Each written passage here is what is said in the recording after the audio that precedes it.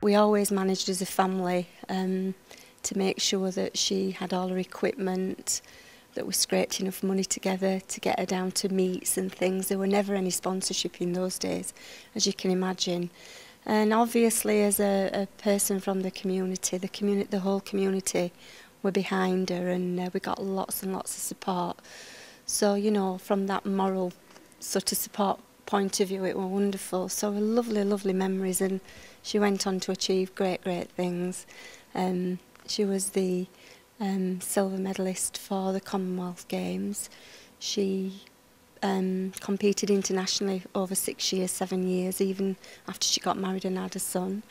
And obviously the accolade was being chosen for the Mexico Olympics, which as a sprinter, 100 yards and 200 and relay, she actually got through to the semi-finals of the 100, but unfortunately got injured. I mean, in those days they weren't sent home either. She were able to stay, so she had a wonderful experience there anyway. Coming from Barnsley, did she kind of anticipate that she'd ever get as far as Olympics?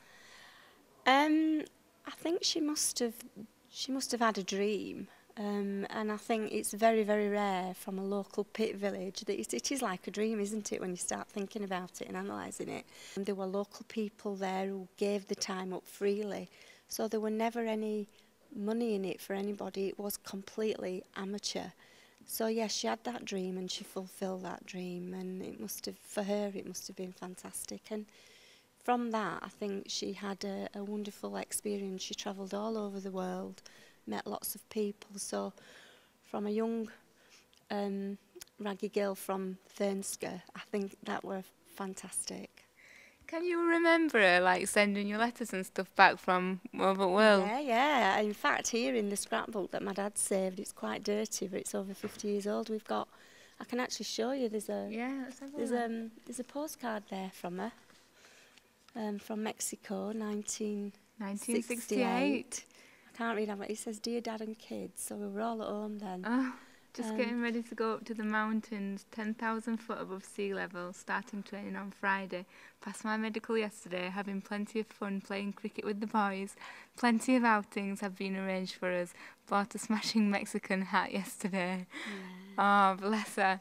I bet that must have been amazing as a family to see these things coming back. I think yes, and as a community, we've telegrams in there from the local people, and the shop that I worked in, because the local pit shop where she worked at the time, I remember they installed a telly, and all the people from the village crammed into this shop when she were racing, and it was late at night because of the time difference. And yeah, it was all the village were behind her. It was.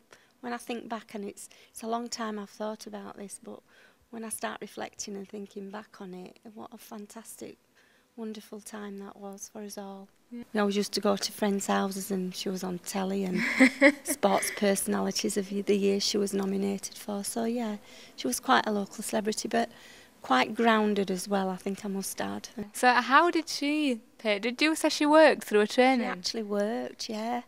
Yeah, she actually worked, and I always recall, this is an anecdotal thing, I always recall that before a big race, athletes need protein, and I always remember my dad saying, "Would you mind if Val had steak tonight?" And I said, you know, there were never any sibling rivalry, because I don't know, it were instilled in us that we're all so proud of her and wanted her to do well, and we got behind her. And I'm sure there are people like that in this community, and I'd like to think that that's the case for a lot of young people, because, you know, we come from an area where there's high unemployment, and we've probably got gifted and talented young people here and around the borough. I think it just takes individual people to try and work with these young people to find that talent and to nurture it and to bring them, because I think that can sometimes get missed.